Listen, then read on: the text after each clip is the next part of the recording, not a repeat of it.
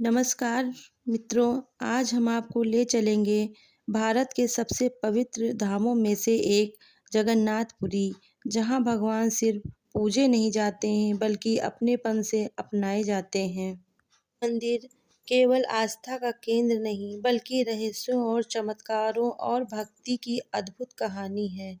तो चलिए शुरू करते हैं भगवान जगन्नाथ की एक दिव्य कथा। बहुत समय पहले अवंती देश के राजा इंद्रधुम्न भगवान विष्णु के परम भक्त थे। एक दिन उन्होंने सुना कि पूर्व दिशा से समुद्र के पास नील माधव नामक भगवान की स्वयं प्रकट मूर्ति है। राजा ने अपने दूत विद्यापति को उस मूर्ति की खोज के लिए भेजा। विद्यापति जंगल में नदियों और पहाड़ों पर पार करके पहुँचे। एक आदिवासी मुखिया के पास पहुँचे। उस मुखिया का नाम विश्ववसु था, जो नील माधव की पूजा करता था। पहले तो उसने रहस्य बताने से मना कर दिया, लेकिन बाद में अपनी बेटी ललिता का विवाह विद्यापति से कर दिया। शादी के बाद वह मंदिर तक ले गया, लेकिन आंखों पर पट्टी बंधी हुई थी।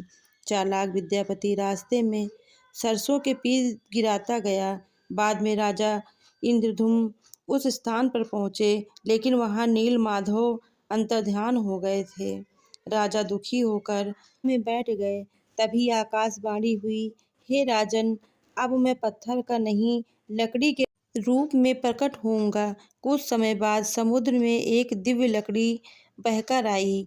उस पर शंख चक्र गदा पद्म के चिन्ह थे। एक रहस्यमय वृद्ध बढ़ई आया और बोला, मैं भगवान की मूर्ति बनाऊंगा, लेकिन एक शर्त है, मुझे कोई देखेगा नहीं और ना ही कोई आवाज करेगा। राजा मान गए।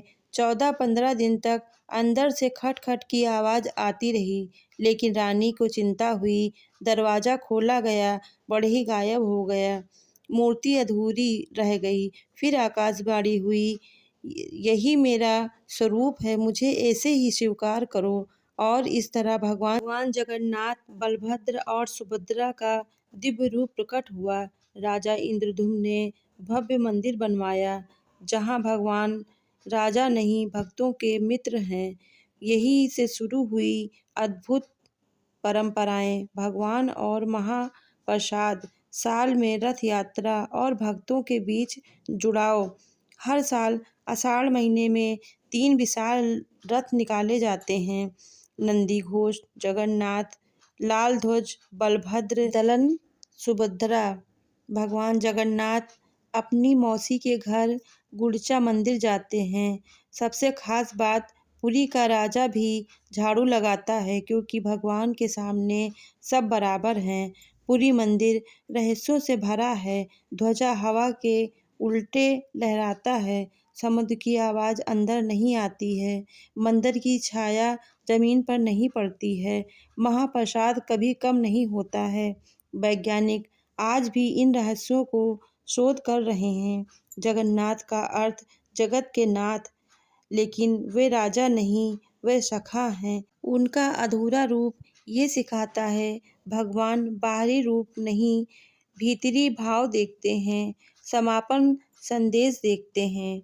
यह मंदिर हमें सिखाता है, भक्ति में दिखावा नहीं, प्रेम में बराबरी होती है और ईश्वर में अपनापन। अगर आपको यह कथा पसंद आई हो, वीडियो को लाइक करें, शेयर करें और चैनल को सब्सक्राइब करें। कमेंट में जय जगन्नाथ जरूर लिखें।